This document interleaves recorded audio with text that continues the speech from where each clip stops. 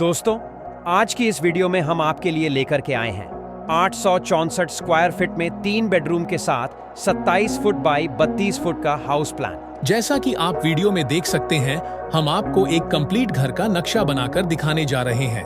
वीडियो में लास्ट तक बने रहिएगा। वीडियो पसंद आए तो वीडियो को लाइक और शेयर जरूर करें।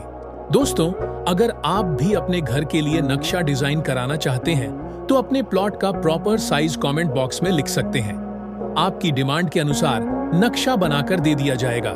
अगर आपने अभी तक हमारे चैनल को सब्सक्राइब नहीं किया है तो प्लीज हमारे चैनल को सब्सक्राइब कर लीजिए और बेल आइकन जरूर दबाएं ताकि आने वाली वीडियो की नोटिफिकेशन आपको सबसे पहले पहुंच सके।